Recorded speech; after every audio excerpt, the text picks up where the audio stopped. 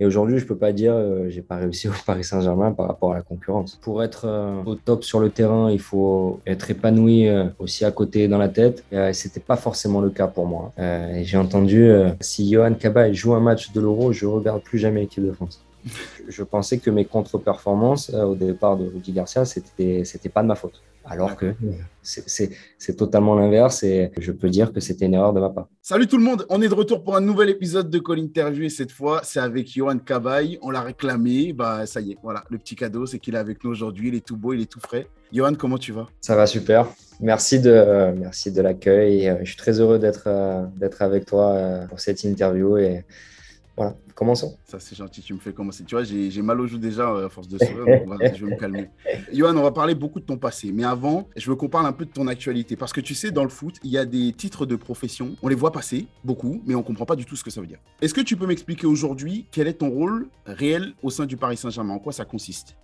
Alors moi, mon rôle, il est le titre exact, c'est coordinateur sportif du centre de formation et préformation. Donc voilà, comme son nom l'indique, je coordonne toute la partie sportive de la préfo, donc U13, U14 jusqu'à U19 et le passage chez les pros. Voilà, que ça soit en lien avec les coachs. Avec les familles, avec les agents, avec les joueurs directement. Aussi, j'ai une relation très proche avec Angelo Castellazzi, qui est dans la partie professionnelle. J'ai une relation aussi avec Leonardo assez fréquente. Donc, les informations circulent et l'idée, c'est que on puisse faire l'accompagnement idéal pour les jeunes joueurs dans leur développement, dans leur cursus, à partir du moment où ils arrivent à la préformation jusqu'au passage en U19 et à l'éclosion pour le monde professionnel. Donc voilà, je coordonne un peu tout ça et je manage les coachs pour qu'on puisse tous avoir la même vision, le même langage et qu'on puisse tous se lever le matin avec un seul objectif, c'est de former le plus de joueurs possible. Bon, c'est bon, vous avez tous votre réponse. C'est ça, son job à Johan Cabaye, tous les jours, il se lève et fait ça. Bon, on va parler un petit peu du passé, parce que c'est un peu pour ça qu'on est là aussi. Dans cette émission, j'aime bien commencer en revenant au tout début. Est-ce que tu peux me parler un petit peu de l'environnement familial dans lequel tu grandis? On va faire tu sais, le petit formulaire habituel qu'on avait l'habitude de faire quand on était en classe, profession des parents, ce genre de choses. J'aurais dû le dire, ça Comment paraît tu une grandis? feuille et je l'aurais mise. Ouais, bah, tu vois, j'allais te l'envoyer, mais je me suis dit, ça va être informel. Mais dis-moi un Non, petit peu. moi, mon père était joueur de foot aussi dans le plus haut niveau amateur dans le Nord. Il avait fait le Mhm. centre de formation de Lens à l'époque. Je te dis ça, c'est dans les années 70, où il s'est blessé gravement et après, bon, voilà, malheureusement, il n'a pas pu continuer au plus haut niveau. Et donc, il est revenu sur le niveau et le plus haut niveau amateur dans notre région, à côté de Mhm. Lille. Donc, enfin, voilà, je suis né et j'ai grandi avec le foot, une famille de passionnés. Mon grand-père aussi était dans le foot. Quasiment toute ma famille et mes oncles étaient dans le foot aussi et avec mes cousins. Donc voilà, j'ai grandi avec cette passion. Tout ça, ça t'amène, tu m'arrêtes si je me trompe, mais tout ça, ça t'amène à 2004, sous les Oui, ordres de Claude Puel. c'est ça. Tu vis 4 saisons sous ses ordres au LOSC. C'est beaucoup. Toi, tu restes, au fil des saisons, une figure importante du groupe. À chaque fois. On sent qu'il compte sur toi, saison après saison. Comment tu arrives à faire ta place alors que on compte Stéphane Dumont, on compte Mathieu Baudemer, Jean de Macoun, c'est des clients. C'est pas comme si tu avais une place qui t'était réservée et un effectif qui était construit autour de toi, tu as de la concurrence. Cette concurrence, tu t'en souviens aujourd'hui, quel souvenir t'en gardes? Un très bon souvenir parce que déjà les trois joueurs que tu as cités avaient d'énormes qualités. Donc pour moi, de pouvoir me confronter à eux au quotidien, je devais aussi aller chercher quelque chose et me dépasser et redoubler d'efforts et voilà, montrer aussi que je pouvais exister. J'avais cette forme d'insouciance aussi où je me posais pas de questions. L'entraînement, il faut prouver, il faut être bon. Et dès que je suis sur le terrain pour jouer, que ça soit une mi-temps, 60 minutes ou alors 20, 15 minutes, il faut montrer qu'on peut compter sur moi. Et à force de penser comme ça m'a permis de rester concentré, motivé, de toujours travailler et de montrer aussi que je pouvais jouer. Et à chaque fois quand le coach a fait appel à moi, je pense qu'il était plutôt satisfait parce qu'il continuait après à me mettre et ça a fonctionné. Bon, 4 ans sous Claude Puel, c'est 4 ans sous un coach qui prend sous son aile et qui guide. Mm. Après ces 4 ans-là, il y a Rudy Garcia qui arrive à Lille. C'est différent. C'est une autre approche, c'est un autre profil. Toi qui n'as connu que le LOSC et que le monde professionnel sous Claude Puel, comment tu vis le changement de style, le changement de rapport et le changement de stratégie du coach qui arrive? Pas très bien au départ. pas très Ouais. bien au départ, mais encore une fois, c'est une erreur de jeunesse. Mais ce qui est bien, c'est que je suis très exigeant envers moi-même aussi. Et même si pendant quelques minutes ou quelques temps, je peux penser que c'est un peu la faute des autres et pas la mienne, je reviens vite à la raison et je me dis, attends, pense à toi d'abord. Est-ce que toi, tu fais bien les choses pour Hmm. plus ne rien te reprocher ou que ça soit un peu injuste? C'est le moment où, quand on se pose la question, on voit que les réponses, elles sont pas très claires et qu'on se dit, attends, détends-toi, calme-toi, avant de penser que ça vient des autres, change ton comportement, change la façon de faire et adapte-toi. De toute façon, il n'y a pas 36 solutions. C'est le coach, il faut que tu t'adaptes à sa volonté parce que sinon, tu ne joueras pas. Ou alors, même quand tu joueras, tu te concentreras sur autre chose que sur ta performance. C'est ce qui te fera Hmm. déjouer et après, c'est fini. Et c'est pour ça qu'au départ, j'avais du mal, mais c'est une erreur de jeunesse. Et d'ailleurs, j'en ai aussi parlé avec le coach au moment où j'ai décidé d'arrêter ma carrière et je l'ai appelé pour le remercier des moments qu'on avait passés, aussi du fait d'avoir gagné mes premiers titres sous ses ordres. Pour moi, c'est Ouais. quelque chose d'important. Voilà, pour moi, c'est une valeur, c'est quelque chose d'important et je sais reconnaître mes erreurs. Voilà, ça, j'ai aucun problème avec ça. J'étais totalement dans le faux. Et après, je me suis dit, bon, remets-toi au travail parce que sinon, tu vas passer à côté de plein de choses extraordinaires et surtout de ta carrière. J'ai changé ma mentalité, mon comportement et ma façon de voir ma relation avec le coach. Et au final, ça nous a permis de pouvoir bien finir, de gagner ensemble. Et c'est aujourd'hui ce que je retiens. Et d'ailleurs, à chaque fois, voilà, je l'ai revu il n'y a pas très longtemps, le coach. Et j'ai eu un plaisir à pouvoir échanger et à pouvoir le prendre dans mes bras parce qu'il est quand même important dans ma carrière. Les manques de l'époque, c'est quoi? Tu dis que tu as eu besoin de t'adapter, de changer des choses, de revoir ton comportement. Les manques qu'il y a par rapport au rapport ou les attentes de Rudy Garcia, c'est quoi? C'était pas la même approche. Ouais. Finalement, elle était adaptée à l'approche de Claude Puel celle de Rudy, elle était totalement différente. Donc, c'était juste une adaptation à avoir au lieu de l'avoir de suite. Finalement, j'ai mis un petit peu plus de temps à la comprendre, à l'accepter, à avancer, quoi. À avancer. Et après, il n'y a pas de manque de respect ou autre chose, mais je pensais que mes contre-performances au départ de Rudy Garcia, c'était pas de ma faute. Alors que D'accord. c'est totalement l'inverse. Et aujourd'hui, voilà, je peux dire que c'était une erreur de ma part. Juste avant que Rudy Garcia arrive, on sent que sous Claude Puel, et c'est certainement ce qui entraîne la décision de changer d'entraîneur, on sent que les résultats, ils sont en berne. Mm. En tout cas, quand on lit le classement, on sent que entre le moment où tu arrives dans l'équipe, où vous faites notamment deuxième, je crois, pour ta première saison, et après, on sent que les résultats, ils sont en berne. Avec Rudy Garcia, on sent que ça remonte. Petit à petit, sur 3 saisons, vous faites cinquième, quatrième et premier. Toi, on sent que tu évolues aussi en même temps que le club. Sur toutes les saisons que tu fais au LOSC, on sent que tu évolues en même temps. Qu'est-ce qui fait que Rudy Garcia arrive à tirer ça? Évidemment, ce n'est pas les mêmes joueurs, il y a eu des apports et tout, mais quelle est la touche de Rudy Garcia à ce moment-là qui fait qu'il arrive à passer de septième à cinquième, puis quatrième, sans oublier le titre après? Je sais pas, c'est difficile de comparer et de dire c'était mieux après parce que enfin, voilà, j'ai pas envie de comparer les deux coachs. Il y a eu des effectifs différents, il y a eu des joueurs différents aussi.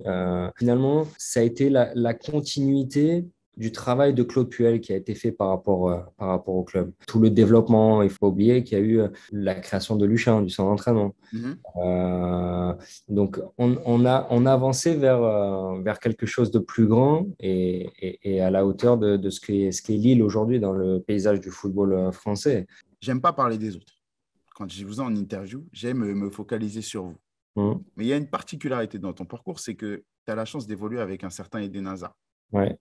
Au fil des interviews que j'ai pu faire, notamment avec Aurélien Chedjou, il me parle d'un management différent entre vous, le reste du groupe, et Eden Hazard, de la part de Rudy Garcia. Est-ce que tu peux m'aider à comprendre en quoi ça consiste, ce management différent? Est-ce que c'est des consignes de terrain? Est-ce que c'est des attentes du comportement sportif et professionnel autour du foot? Qu'est-ce que c'est? Je prends l'époque de Lille, hein. Ouais, bien sûr. C'est un joueur qui est déjà différent. C'est un joueur qui est déjà à part. Non, mais c'est vrai, il faut dire ce qui Ouais, est. c'est vrai. Et il a toujours eu, envers tout le monde, envers le groupe, une attitude fantastique. J'ai jamais eu de Ouais. problème par rapport à ça. Il nous faisait gagner les matchs aussi, il ne faut pas se mentir. Ouais. Il a toujours été très décisif, impactant. Voilà, il a eu une progression qui a été fulgurante. Je ne sais pas là où Aurel il veut en venir dans le management différent, parce que le coach et Rudy, en termes de relation et management de son groupe, pour moi, il est très bon. C'est-à-dire que il arrivait à avoir le meilleur de ses joueurs. Ouais. Et je ne sais pas il y avait de la différence par rapport à Eden ou pas, mais en tout cas, en général, le coach a été du moins jusqu'à temps que je parte, très bienveillant avec tout le monde et il a réussi à tirer le meilleur de tout le monde. D'accord.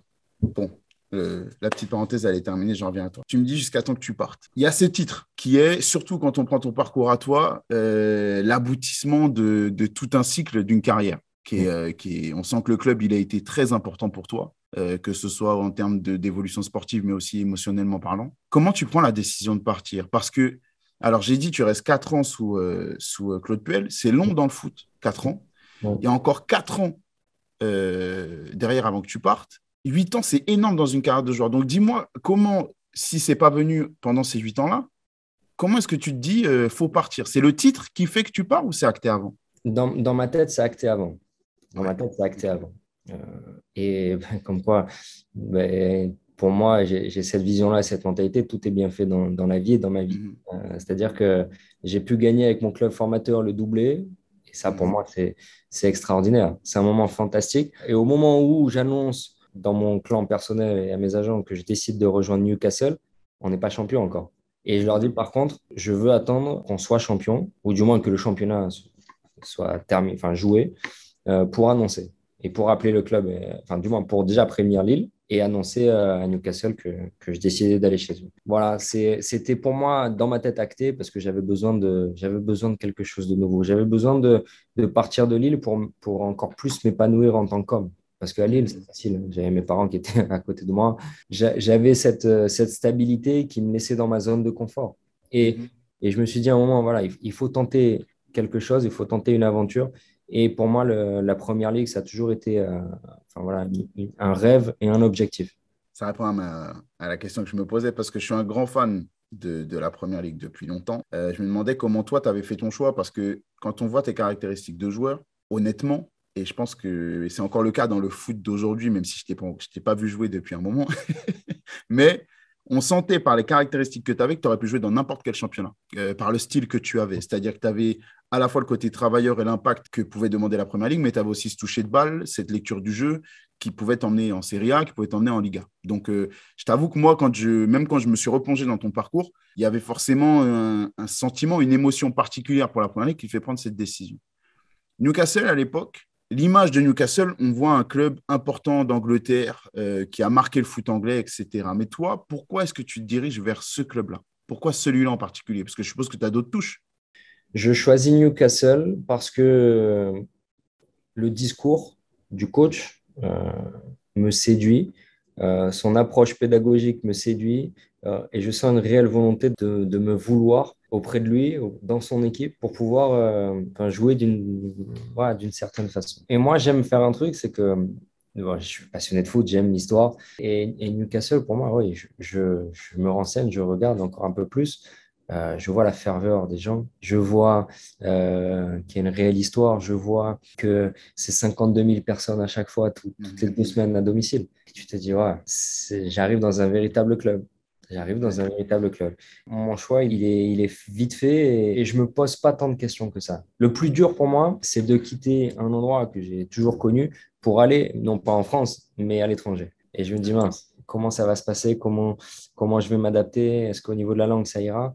Et sincèrement, c'est le meilleur choix que j'ai pu faire de toute ma vie parce qu'aujourd'hui, j'ai pu découvrir la Première Ligue, je peux parler anglais, j'ai découvert une autre culture et enfin, voilà, j'ai eu une expérience incroyable.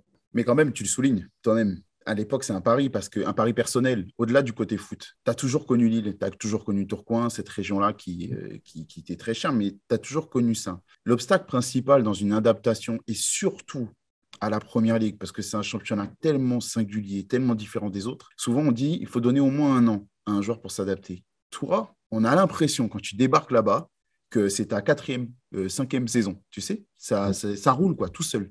C'est quoi le secret? Et si y en a un déjà, est-ce que tu peux me le dire? Mais si tu en rencontres, l'obstacle principal que tu connais en Angleterre, c'est quoi?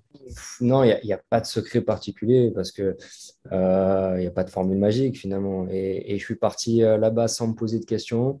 et en essayant de m'adapter le plus rapidement possible, déjà au rythme Mhm. et surtout après au langage. Parce que j'avais un anglais qui était, pour pas dire euh, très scolaire. Bonjour, au revoir, s'il vous plaît, merci, je m'appelle Johan et je suis français. Je Ouais. sais, voilà, mais je voulais m'intégrer directement. Je voulais parler. Mhm. Et j'ai eu la chance aussi d'avoir dans mon équipe Atem Ben Arfa, Mhm. Sylvain Marbeau qui a signé en même temps que moi, Gabriel Aubertan qui est arrivé après, Tchèque Tioté, malheureusement qui est décédé depuis, qui parlait français, mais surtout Dembaba, que je connaissais, j'avais suivi parce qu'il avait signé, il avait joué à Moucron, Mhm. et Moucron et Tourcoing s'est collé.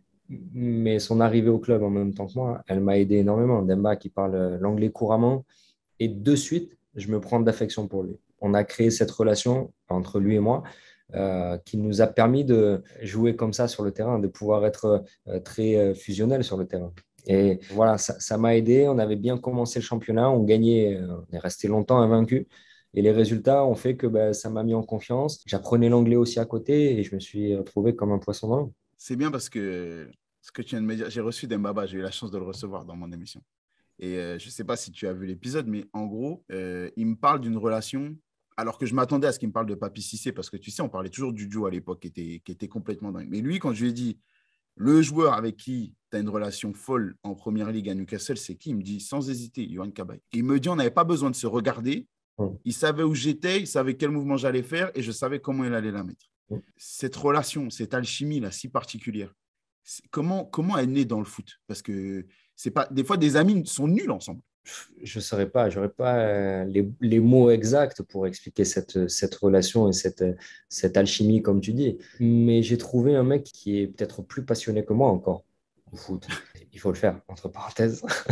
Ouais. Mais il a une façon d'appréhender sa passion d'une façon qui m'a plu de suite. C'est-à-dire que il faisait en sorte de toujours chercher à travailler. Il faisait en sorte de faire des retours vidéo sur lui, ses performances, ses matchs. Il avait une grande culture du football anglais. Mhm. C'est tellement facile de pouvoir jouer avec lui et de le regarder se déplacer. Parce qu'à partir du moment où il est dans la surface, il sait où aller. Il n'y a pas de mystère, il n'y a pas de secret. Il sait où aller parce qu'il sait où il bute. Et donc, il se positionne toujours en fonction d'être dans la meilleure disposition pour finir, pour marquer. Après, c'était à moi de prendre le risque de donner les bons ballons. Mais j'avais la chance aussi derrière que lui, il faisait quelque chose de très bien avec le ballon. Voilà, mais c'est vrai aussi. Ouais. Et pour moi, ça a été 1 an et demi pour moi extraordinaire avec lui. Et sincèrement, il y a quasiment que le foot qui te donne des rencontres comme celle-ci et des relations comme celle-là. Ouais, ça a été pour moi, sportivement parlant et humainement parlant, une rencontre extraordinaire. Je savais que, parce que c'est la sensation que j'avais, je savais qu'en te parlant de la première ligue, j'allais voir ce que je vois là, dans tes yeux, tu vois. Tu sais, Mm. des étoiles, quoi. Quand tu fais ton passage à Newcastle, c'est 94 matchs, 18 buts, 14 passes décisives. Un mec qui est chez lui, quoi. À quel point le foot anglais t'a correspondu? C'est-à-dire que tu as connu la Ligue 1, tu as connu différents clubs de Ligue 1, donc tu avais différents rôles. À quel point est-ce que la première ligue, c'est presque l'amour de ta vie dans le foot? Parce Mm. que c'est court, mais en même temps, moi qui suis un passionné de Première Ligue, j'ai été une figure presque emblématique, alors que tu es resté 2 ans et demi. Et je ne suis pas le seul à ressentir ça. J'ai vécu en Angleterre, quand je parlais de Johan Cabaye et que je parlais des Français, c'était waouh, c'était un joueur fantastique, il faisait ci, il faisait ça. Comment tu as su, toi, et comment tu as ressenti encore une fois, une alchimie, une entente parfaite comme ça? Des fois, il y a des choses qui se passent dans la vie et c'est dur de trouver le mot, c'est dur de pouvoir décrire de la meilleure des façons. Ouais. Mais ce que je peux te dire, c'est que à partir du moment où le championnat anglais a pu passer sur nos écrans en France, Mhm. je suis tombé sur les images, oui, j'ai de suite accroché. L'atmosphère, les stades, le rythme qu'il y avait, les joueurs.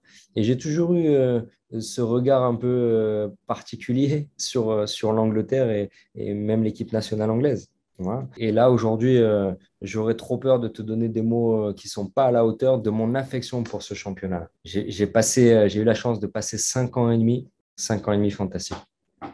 Je suis un supporter de Tottenham. En supporter de Tottenham, je croisais les doigts pour que Ouais. tu décides, par un concours de circonstances, de signer à Tottenham. Ça s'est pas Ouais. fait. Par contre, il y avait des rumeurs insistantes à l'époque, surtout quand tu étais chez les Magpies, il y avait une rumeur insistante qui concernait Arsenal. Est-ce qu'elle est avérée? Est-ce que c'est bidon? Alors, c'était non, c'était pas bidon, À la fin de la première saison, pas de bêtises, après l'Euro, je sais qu'il y a Wenger qui veut essayer d'avancer avec moi. Pour moi, c'était l'idéal parce que le Arsenal, c'est l'équipe qui m'a donné encore plus envie de pouvoir aller jouer en Angleterre. C'est l'équipe auquel je me suis le plus identifié. Je sais que tu es fan de Tottenham, désolé, Ouais, mais c'est pas grave, je couperai au montage. mais voilà. Mais là, non, c'était vrai. À ce moment-là, Newcastle n'était pas prêt à me faire partir. Voilà, donc, ils n'ont même pas voulu s'asseoir pour parler. J'étais un peu triste et déçu. Au départ, quand je signe chez eux, c'est vrai qu'ils me disent, voilà, tu viens, si ça se passe très bien et que bah, de toute façon, on sait qu'il y aura certainement des clubs, on verra, on pourra s'asseoir et on parlera. Finalement, ils ont pas voulu le faire. J'ai eu du mal à le comprendre et à l'accepter. Et après, ben voilà, ça a été un peu difficile au départ, mais je suis reparti parce que, mais encore une fois, c'est à moi de repartir sur le terrain, c'est à moi de repartir dans les performances que je faisais et surtout de prendre ma frustration et de l'enlever de mon cerveau parce que sinon, j'allais ralentir et j'allais plus avancer. Et au final, j'ai passé après ça 1 an et demi. C'était dur au niveau des résultats comparé à la première saison. Hmm. Mais si je parle d'un point de vue perso, j'ai passé, oui, encore 1 an et demi et surtout les 6 derniers mois fantastiques. On dit que souvent dans le foot, il y a le train qui passe et qu'il ne faut pas l'arrêter. Mm. Souvent, on dit ça qu'une carrière de footballeur, c'est très court. Et quand tu me parles là de ce transfert qui ne se fait pas à Arsenal, comment tu arrives à rebondir? Parce que, ok, c'est vrai, et il suffit de regarder un match de Newcastle pour comprendre que l'amour des supporters, il est complètement fou et que ça suffirait presque. Enfin, je pense que ça peut suffire à motiver un homme à chaque match. Mais quand on a une désillusion comme celle-là, tu me parles de l'amour que tu avais pour Arsenal, de l'opportunité que ça représente dans une carrière. Mais la forme du club, c'est moins bien. Et vous terminez 16e à un moment. Mm. C'est quoi le déclic dans ta tête qui te dit qu'il faut repartir quand même pour bien finir? Le fait d'être des privilégiés, quand même. On est des privilégiés. Donc, Ouais. du coup, c'est humain de se dire, putain, je passe à côté de quelque chose et voilà, d'avoir cette frustration. Mais après, derrière, attention, il faut se savoir privilégier, il faut se savoir Mm. et comprendre la chance qu'on a de pouvoir se lever le matin et d'aller jouer au football. Voilà. Même si ça devient plus que du foot, mais ça reste du foot. Et c'est là le plus dur de garder cette pensée-là et cette mentalité-là. Donc après, bien sûr, j'étais obligé de repartir. C'est un épisode et une expérience de plus dans ma carrière, mais certainement, c'est pour avoir mieux derrière. Parce que j'avais eu quelques expériences similaires un peu en France ou à Lille à l'époque, quand Bordeaux est champion de France avec Laurent Blanc, je sais que l'année qui suit, il veut me récupérer, mais Clocuel ne Mhm. veut pas me laisser partir. Et au départ, je me dis, c'est peut-être intéressant pour moi de pouvoir partir, mais finalement, je suis resté jusqu'à temps que je gagne le championnat. Et Ouais. du coup, c'est une frustration d'un côté, mais attention, qu'est-ce qui va arriver de mieux derrière? J'ai toujours réfléchi comme ça, j'ai toujours pensé comme ça, et c'est ce qui me permet voilà, d'avoir ce sourire là, aujourd'hui, parce que je sais que malgré les frustrations, et on vit toujours des frustrations, après, derrière, il y a toujours quelque chose de mieux qu'avant. Derrière, il y a l'opportunité Paris Saint-Germain, avec un gros projet, avec de grosses ambitions, avec une grosse pression. Quand tu me décris l'amour que tu as pour la Première Ligue, l'expérience si belle que tu vis là-bas, malgré cette frustration-là, les sollicitations aussi qui viennent de Première Ligue. J'ai grandi en étant supporter du Paris Saint-Germain, donc j'ai toute conscience de ce que représente ce club et de l'envergure que ça peut représenter dans une carrière. Mais la Première Ligue, c'est gros déjà. Est-ce qu'il n'y a pas un doute quant à l'idée de revenir dans le championnat de France? Non, mais pour moi, PSG, c'est plus que step up par Hmm. rapport voilà, au moment de ma carrière. Et je me pose même pas la question de partir 6 mois avant la Coupe du Monde. Ok. Je ne pose pas de question. Et je n'ai pas réfléchi comme ça. Et je me suis dit aujourd'hui, c'est l'opportunité de pouvoir venir jouer au Paris Saint-Germain dans l'un des, si ce n'est le meilleur projet actuel. Ouais. Je ne pouvais pas refuser. Je pouvais pas refuser. Et, et aujourd'hui, encore, je n'ai pas de regrets. Parce que je pouvais aussi aller à Tottenham. Là, tu vois? Quand même, à ce moment-là, mais j'avais qu'une envie, c'était venir jouer au Paris Saint-Germain. Et très heureux de l'avoir vécu. Avant d'embrayer sur l'histoire que tu vis au Paris Saint-Germain, qu'est-ce qui fait que cette fois-ci, contrairement à quelques mois plus tôt, Newcastle décide de te donner l'accord de partir? Parce que c'est quand même en milieu de saison, c'est encore plus compliqué pour un club de gérer ça. Qu'est-ce qui fait que cette fois, c'est oui? J'avais déjà une très très bonne relation avec le coach au tout Mhm. départ, hein, au départ de ma carrière à Newcastle. Et on a réussi à créer cette relation vraiment de proximité Mhm. qui est encore aujourd'hui, hein, elle est toujours présente. Et pour moi, c'est quelqu'un qui a compté dans ma carrière et qui compte encore aujourd'hui. Et on en avait parlé après Arsenal et il m'avait dit, écoute, moi, je veux pas te perdre, je veux que tu restes là, je veux que tu restes avec moi, je veux que tu continues à jouer pour moi. J'ai dit, OK, je vais repartir parce que j'ai beaucoup de respect pour vous, j'ai beaucoup d'affection pour vous et vous m'avez fait venir ici et ça, j'oublie pas, j'oublierai jamais.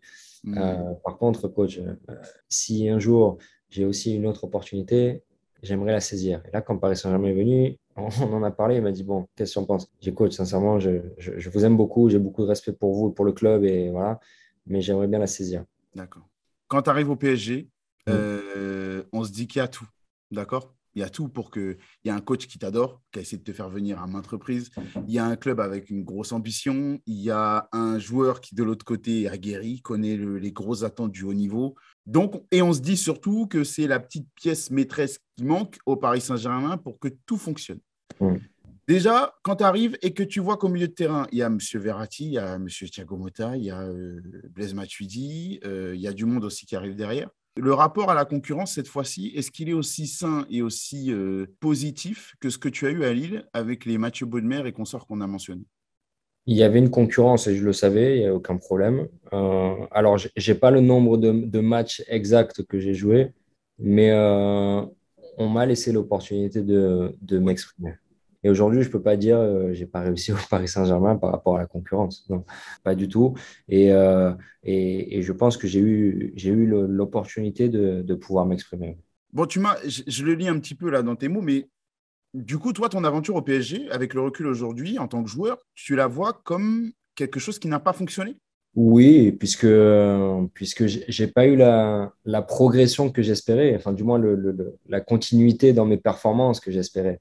Alors après, ça veut pas dire que je regrette et que pas Ouais. du tout, parce que pour moi, même si d'un côté, euh, ça n'a pas aussi bien fonctionné que je l'espérais, je garde ça pour expérience ultra positive dans la mesure où je suis venu dans un top club avec de tops ambitions, une exigence de chaque instant. De vivre ces moments-là dans une carrière, c'est intense et quand tu as l'opportunité de les vivre, il faut les vivre. Et, et ça m'a permis voilà, de pouvoir aller au plus haut niveau. Parce que Mhm. pour moi, c'est le plus haut niveau ici. Même en un an et demi, j'ai pu gagner des trophées. J'ai pu comprendre voilà, ce que c'était l'exigence du très très haut niveau. Très très haut niveau. J'avais celle du haut niveau, mais du très très haut niveau, je ne connaissais pas encore. Et Ouais. je l'ai connue et elle m'a suivi jusqu'au bout de ma carrière. Et c'est pour ça que je vois mon passage au Paris Saint-Germain comme un passage positif, malgré le fait que moi, individuellement, ça n'a pas fonctionné comme je l'espérais. Quel est le discours du coach au moment où il te recrute? Parce qu'il a beaucoup d'attentes, il aime particulièrement ton profil. Aujourd'hui, quand tu es au Paris Saint-Germain, c'est ma vision personnelle, vraiment. Mais le poste idéal, c'est 8. Parce que je te connais bon techniquement, je te connais avec une qualité de jeu long comme jeu court impressionnante, une qualité de frappe. Tu as plein de choses qui font que pour moi, tu es un 8 de très, très haut niveau. Pourtant, quand tu arrives au PSG, on te présente comme la pointe basse importante au milieu du Paris Saint-Germain. Quel projet t'est présenté, toi, quand tu signes à Paris? C'est de venir dans le milieu à 3, que ça soit point de basse D'accord. ou en tant que milieu relayeur. Je savais que je pouvais faire les deux. Du coup, c'était de pouvoir m'intégrer soit à l'une, soit à l'autre place. Voilà. D'accord. Qu'est-ce qui a manqué? Qu'est-ce qui fait, pour toi, aujourd'hui, que la progression n'est pas aux attentes que tu espérais? Vraiment, je sais pas ce qui a manqué. Je sais pas ce qui a manqué. C'est comme ça, c'est le foot, c'est une expérience qui a été comme celle-ci. Pour être au top sur le terrain, il faut aussi être épanoui euh, aussi à côté dans la tête. Et c'était pas forcément le cas pour moi. Maintenant, voilà, je n'ai pas d'excuses ou de fausses excuses, parce que c'est toujours des fausses excuses. Hmm. Ça a été comme ça, et comme j'ai dit, je l'ai pris comme une expérience, Ouais. mais une expérience positive. Dans le fait de découvrir le très très haut niveau, comme tu dis, il y a le fait de découvrir un type de vestiaire différent. Mm.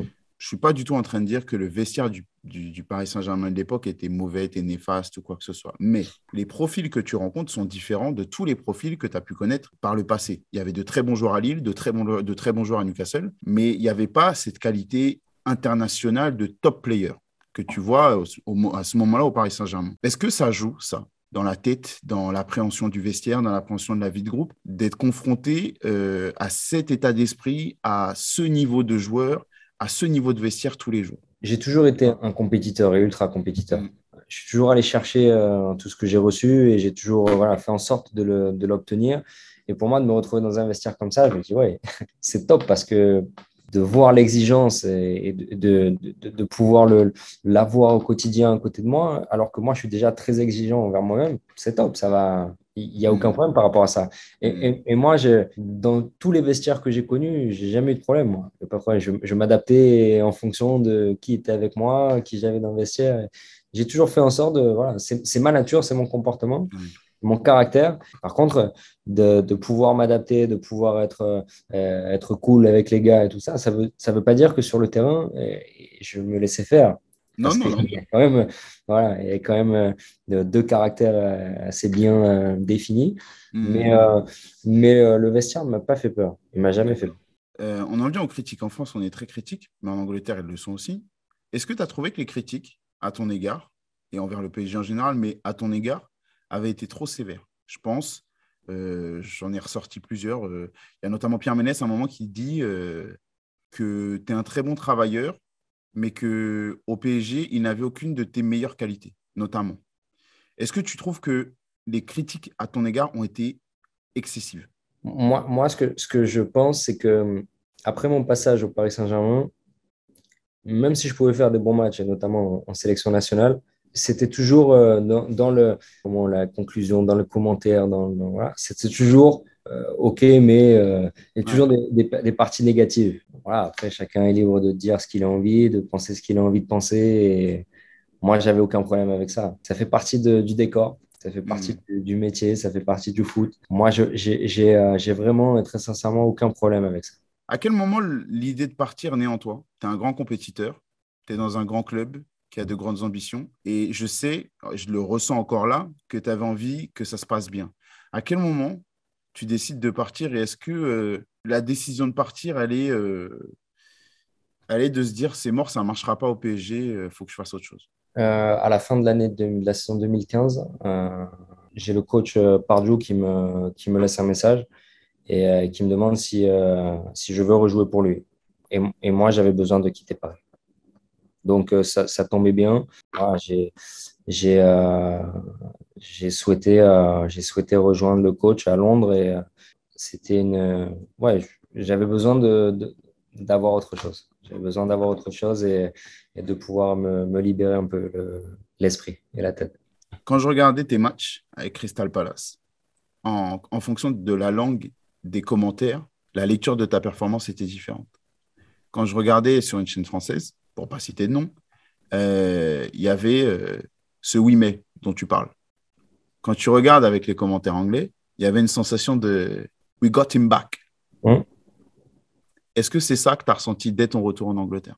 Dès mon retour. Dès mon retour, et d'ailleurs, je marque pour mon premier match. On va jouer à Norwich et on gagne 3-1, si je ne dis pas de bêtises, et je marque le troisième but à la fin du match. Je me dis, c'est bon, c'est reparti. C'est bon, c'est reparti. Et ouais, pendant 3 ans, les 3 années, elles sont passées à une vitesse folle, mais j'avais aucune animosité envers qui que ce soit, j'avais aucune Mm. rancœur, j'avais rien, c'était pas ça. J'avais simplement besoin de redécouvrir cet épanouissement que j'avais perdu pour un tas de raisons Ouais, perso, ouais, mais voilà. d'accord. Crystal Palace, c'est un club important en Angleterre. Le jour où Crystal Palace va descendre, ça va, si ça arrive, je ne leur souhaite pas, mais si ça arrive, ça va chambouler le paysage du foot anglais. Mais dans cette période de 3 ans, il y a cette finale. Aujourd'hui, est-ce que, parce que je me suis refait le résumé, version longue, version courte, je me suis tout refait, les articles de l'époque et tout, pour me remémorer la performance et me remémorer le scénario du match. Pour moi, vous devez la gagner, cette finale, de par le parcours que vous faites et de par la performance le jour J. Est-ce que c'est ce qui t'a manqué dans ton aventure anglaise? Oui, totalement. totalement. Et de pouvoir, ouais, de pouvoir avoir un trophée avec cette équipe, avec ce coach à Wembley, la FA Cup, Ouais. oui, oui, c'est ça. Encore aujourd'hui, j'y pense et c'est vrai qu'il y a eu la différence entre une équipe habituée à jouer ces grands rendez-vous et malheureusement la nôtre qui est peut-être 2 ans auparavant ou 3 ans était encore en Championship et est revenue de très loin aussi. Hmm, hmm. Donc voilà, c'est ce qui a peut-être fait la différence. Ça aurait été quand tu vois l'histoire de ton histoire en Angleterre, ton histoire avec Alan Pardew, ton histoire avec Crystal Palace, c'était un peu la meilleure manière de boucler la boucle. Il y a une sensation d'échec, de déception, plus que d'échec, de déception qui fait que derrière, un an plus tard, il me semble, tu dois partir. Non, j'arrive en fin de contrat. J'arrive en fin de contrat et finalement, j'ai plus trop bien le souvenir en tête de comment ça se passe, mais ça met un peu de temps et j'ai une opportunité de pouvoir partir encore plus loin. Et finalement, ouais, à l'âge que j'ai, je me dis, bah, j'ai envie de découvrir encore autre chose pour augmenter ma culture aussi. Et c'est ce qui me fait partir aux Émirats. Mais j'ai passé 3 ans avec eux, très bons et très bonnes personnes. Aujourd'hui, le président qui est toujours en poste, je l'ai régulièrement par WhatsApp. Et humainement parlant, c'est un véritable club. Et Ouais. les fans sont moins nombreux qu'à Saint-James, mais c'est quand même quelque chose. Et j'ai eu la chance de vivre une aventure anglaise, que ce soit à Newcastle ou à Palace, avec des fans derrière, enfin, voilà, énormes, et j'ai passé des moments fantastiques. Mais voilà, à la fin, je me dis, et j'en parle aussi avec mes proches et ma compagne, et je dis, bon, voilà, il y a cette situation, euh, est-ce que c'est le bon moment? Et voilà, je décide de partir. Il me reste deux questions à te poser. La première, c'est que quand on repense à ta période au Paris Saint-Germain, quand on repense à tout ce que tu as traversé sur cette période-là, malgré tout, tu participes aux événements majeurs de la sélection. Tu fais les Euros, tu fais la Coupe du Monde. Est-ce que c'est pas un peu paradoxal que, soi-disant, les connaisseurs du foot, qui sont dans la presse, qui sont dans les journaux, tout ça, ils te cataloguent comme étant un joueur perdu n'a plus ses qualités et qui n'y arrive pas, et que les techniciens du foot font appel à toi pour les plus gros événements sportifs de la planète? Je ne mettrai pas tous les journalistes ou les fins experts connaisseurs dans le même sac. Mais c'est vrai que j'ai entendu des choses. Et j'ai entendu si Johan Cabaye joue un match de l'Euro, je ne regarde plus jamais l'équipe de France. Mais c'était après sans raison. Sans raison. Bon. Et moi, il n'y a pas de problème. J'ai aucun problème avec ça. Cette personne-là, je n'ai jamais recroisé. Il n'y a pas de souci. Si tu as un problème perso que ma tête, elle ne te revient pas, ok, mais dis-le-moi. Alors, quand on se croise, mais va pas faire ton cinéma devant tout le monde à la télé. Ah, si je joue un match, je ne regarde plus jamais l'équipe de France. Ça veut dire quoi? Moi, D'accord. j'ai jamais eu aucun problème parce que à partir du moment où j'étais appelé en sélection, c'est-à-dire que le coach était satisfait de ce que je pouvais donner sur et en dehors du terrain. Et sincèrement, c'était ce qui m'importait le plus. Hmm. Voilà, c'est tout. Et j'étais concentré que sur ça.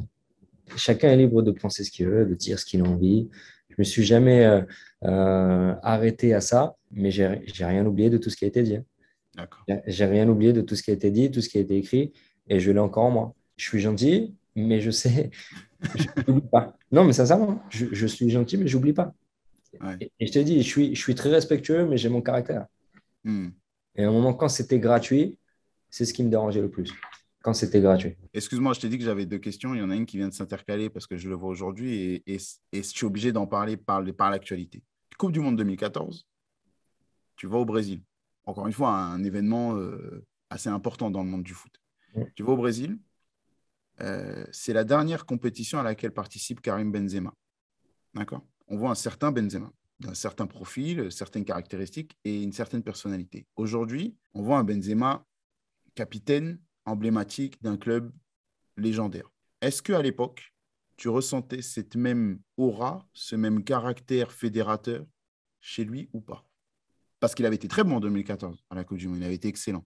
Mais est-ce que tu sentais ce caractère? Il n'avait pas exactement le même caractère et le même leadership qu'il a aujourd'hui parce qu'il a beaucoup plus d'expérience, Hmm. plus d'années derrière lui il a de l'expérience aujourd'hui. C'est le véritable leader du Real Madrid. Mais il a toujours eu ce comportement de leadership sur le terrain, à toujours être très exigeant envers lui-même, à toujours chercher la perfection dans ses performances et son attitude sur le terrain et devant le but surtout. Donc pour Hmm. moi, c'était la base de son caractère qui montre aujourd'hui. C'était, D'accord. c'était, c'était ça. Et ce qui lui a permis aujourd'hui de pouvoir faire tout ce qu'il a fait au Real Madrid et de faire encore ce qu'il fait hier soir et d'être le véritable leader de cette équipe, c'est quelque chose, quand même. C'est Ouais. quelque chose. Ma dernière question pour toi, Johan, elle arrive maintenant. Tu es, depuis toujours, depuis le début de ta carrière, en tout cas de ce qu'on peut en voir aujourd'hui, partagé entre la France et l'Angleterre. Tu as un amour inconditionnel pour le foot anglais, pour la sélection anglaise, pour l'esprit anglais de manière générale, la façon dont tu es accueilli, etc. Mais tu es français. La fin de carrière, comment tu décides qu'elle doit se passer en France et pas en Angleterre? Encore une fois, les opportunités de la vie et, euh, et les choix à faire. Et l'opportunité pour moi de finir à Saint-Étienne. Enfin, du moins, je ne savais pas que j'allais finir à Saint-Étienne, mais l'opportunité de jouer pour Saint-Étienne, c'était encore une étape supplémentaire. C'est un club mythique en France, avec une véritable histoire. Mhm. Euh, et pour moi, d'avoir cette opportunité-là, ben, j'ai envie de la saisir. Je suis dans une période compliquée aux Émirats où je joue plus, je suis écarté de l'équipe. Voilà.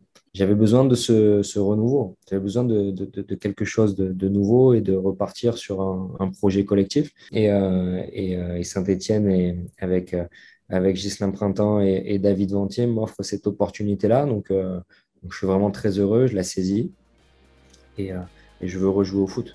Voilà. Johan, merci. Merci à toi. Les autres, et ben voilà, c'est terminé. On remercie Johan. On se retrouve très vite pour un nouvel épisode de Call Interview avec d'autres anecdotes, d'autres invités de fous.